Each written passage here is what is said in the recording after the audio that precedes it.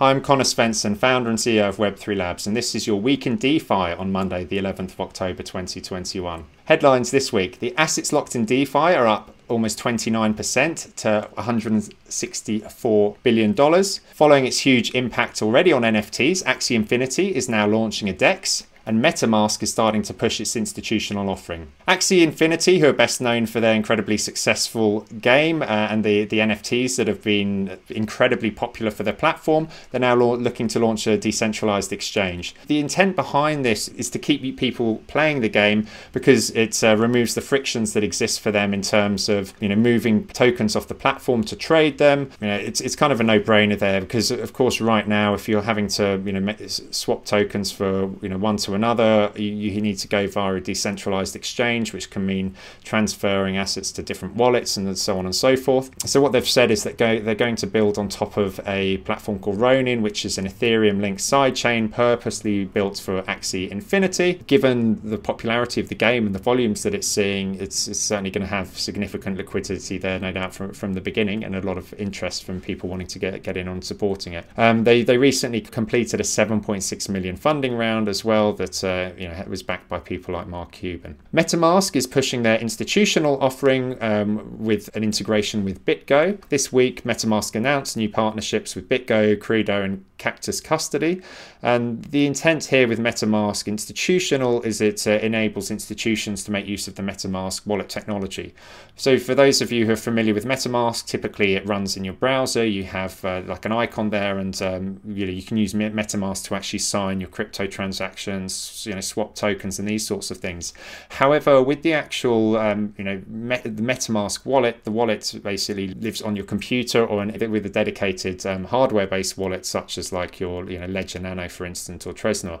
But for institutions, this sort of infrastructure doesn't quite work, and so what they're doing with MetaMask Institutional is that you of course have the compatibility you have with regular MetaMask, but it's more about where the private keys are actually being stored there. And so they've got like an SDK for MetaMask Institutional, which gives a bit of flexibility in terms of where these private keys are actually located as well.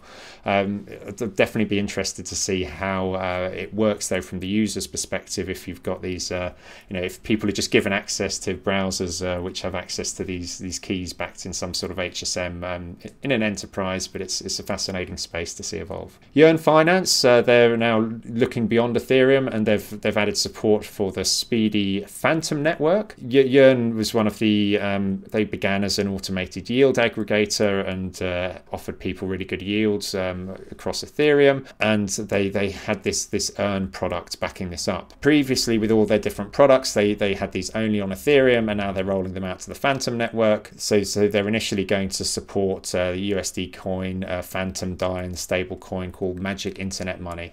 But apparently there's been a lot of popularity with this move so far, so we'll see how it goes there. SiennaSwap is bringing private trades to DeFi. So the Sienna network is looking at privacy-focused DeFi products, and they've got like a Uniswap-like DEX called SiennaSwap, and the idea is that people can trade secret versions of popular tokens and then flip them anonymously on the platform. And it's got bridges there to Ethereum, Monero, Polkadot, Cosmos, and Binance Smart Chain, so all of the leading ones.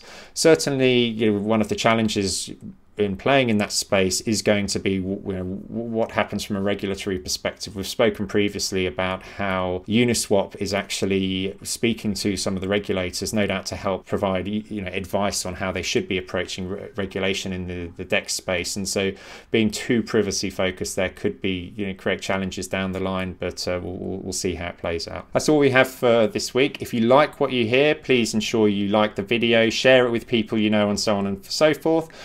You've probably noticed that I'm now splitting up these videos. Instead of just one long week in blockchain, we've now got this week in crypto, this week in DeFi, this week in NFTs, this week in enterprise and protocols. Hopefully the shorter form will resonate more with you, as it just makes it easier to consume the content that you're particularly interested in. But if you like what you hear, please do subscribe to our YouTube channel and the podcast themselves. Thanks, and I'll see you next week.